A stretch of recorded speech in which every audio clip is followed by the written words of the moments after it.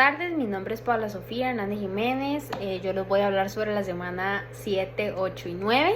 Empezaré por la semana 7, que hablamos sobre la sanción penal y cuáles son las etapas que debe tener una pena en particular.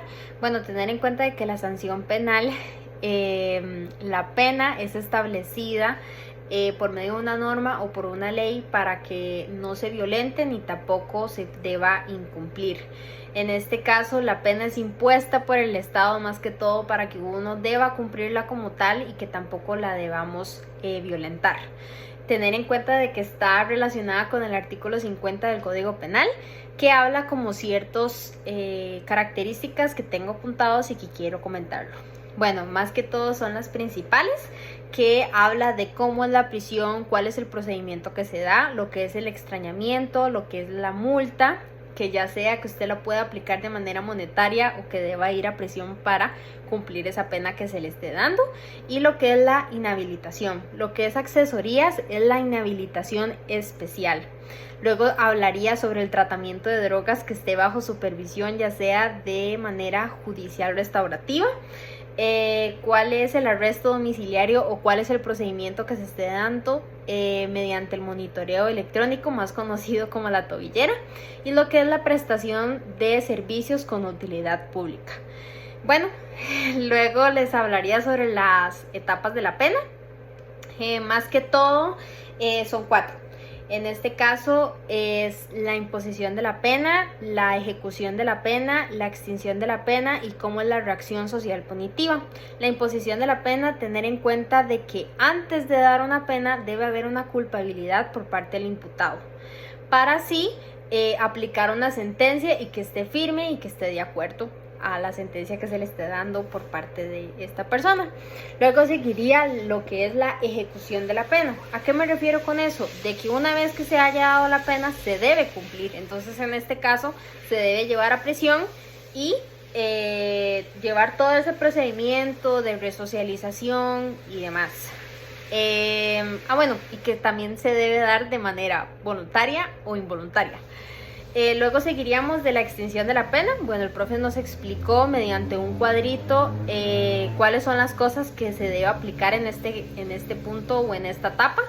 Se hablaría sobre el retardo de la aplicación penal, en este caso la famosa prescripción, que está relacionada con un artículo del Código Penal para poder aplicarlo antes de dar la sanción, en cuándo se va a vencer y demás. Ya sea por el cumplimiento de esa pena, por la muerte del imputado se puede dar, por la amnistía, que es el perdón judicial que se le está dando y que se le pueda perdonar pues toda la pena que se le esté dando, lo que es el perdón judicial y entre otros. Luego les hablaría sobre la reacción social punitiva, que es cómo va a relacionar la sociedad cuando se pueda reintegrar a un privado de libertad y cómo se va a comportar, ya sea de manera delictiva o no. Luego les hablaré sobre la semana 8. En este caso son 3 puntos. Los principios aplicables de la pena, que son 5. El principio de legalidad, que sin estas leyes, si no están establecidas por una ley, no se puede aplicar una sanción. Usted no puede hacer nada, ni tampoco se le puede dar un procedimiento si no está impuesta por una ley. Luego seguiría el de culpabilidad, que siempre, bueno, que una pena no debe aplicar si no hay culpabilidad por parte del imputado, como anteriormente lo había hablado. Que en este caso tiene que ver con acciones penales, como tener en cuenta el conocimiento que se está dando mediante una investigación de un caso y demás. Luego sigue el principio de proporcionalidad, que debe ser proporcional al nivel jurídico. ¿A qué me refiero con esto? De que debe ser que se le debe dar una sanción aplicable a la persona, pero que también esté relacionado con la gravedad del delito que esté cometiendo esta persona en particular. Luego seguiría la necesidad de la pena. Bueno, todos sabemos de que la pena es totalmente estricta y que debe ser necesaria para para una persona, bueno, es legítimamente por el Estado, para usted poder comprender por qué se está dando esos comportamientos delictivos, cómo manejarlos y demás. Luego seguiría el principio de última ratio, que la prisión, la medida de prisión preventiva, en este caso es como la más gravosa que tenemos en Costa Rica particularmente. Luego les voy a hablar sobre lo que es la justificación, el fundamento y la finalidad de una pena en particular.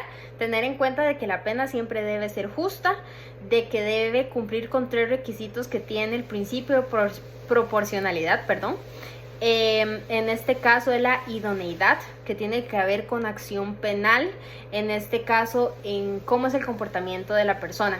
Luego seguiría las necesidades, qué necesidades necesita este recluso y cómo manejarlo, y lo que es la proporcionalidad, en este caso en el sentido estricto, que pueden pasar muchos años y que su conducta siempre va a ser proporcional. Tener en cuenta de que la pena siempre va a ser indispensable, en este caso como un medio de represión, ¿verdad? Que se pueda mantener, porque en este caso la convivencia humana no podría ser igual, sería muy inestable si no hubiera pena en particular. Luego les hablaría sobre las teorías fundamentales, ya para terminar este punto, que son teorías relativas y absolutas. Hablaríamos de la relativa. Bueno, en este caso se refiere a todo lo relacionado con la resocialización, con la rehabilitación, que no se violente lo que es los derechos humanos y lo que es la integridad de un recluso en particular. En cambio, la absoluta se refiere a toda la retribución de un delito, en que se le debe dar su merecido a la persona que haya cometido un delito grave, o independientemente cualquier delito que se haya aplicado. También tener en cuenta de que se aplica en Costa Rica el método mixto, que es más que todo el absoluto, darle su merecido a la persona por la gravedad que se le está dando, pero no violentar esos derechos humanos que tiene el recluso. Y ya para terminar, semana 9 hablaríamos de conceptos que el profe nos explicó mucho y en muchos temas. Bueno, más que todo hablaríamos del control social, que el control social es un conjunto de mecanismos o de normas que hacen regular, por así decirlo, lo que es el comportamiento de las personas, para así garantizar esa seguridad y esa paz que deberíamos tener en la sociedad como tal. Se divide en 2, que en este caso es la formal y la informal.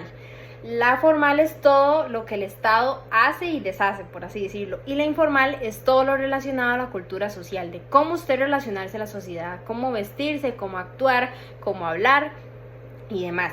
Luego hablaríamos de las normas. Bueno, más que todo un modo de institucionalización, que es más que todo hacer las cosas por sí mismos, pero que también tengan peso, ¿verdad? Y que se pueda mantener esa seguridad y esa paz. Luego se hablaría de la justicia criminal, que hablaríamos de que es una disciplina encargada para aplicar una pena particular cuando se comete un hecho delictivo. Y por último, la justicia sería el sistema de justicia penal, que se hablaría más que todo cómo está relacionado este sistema. Bueno, ya sabemos que es agencia legislativa, la agencia policial, la agencia penitenciaria y lo que sería la agencia judicial. Y ya con esto terminaría el video sobre el resumen de estas 3 clases en particular. Y muchas gracias.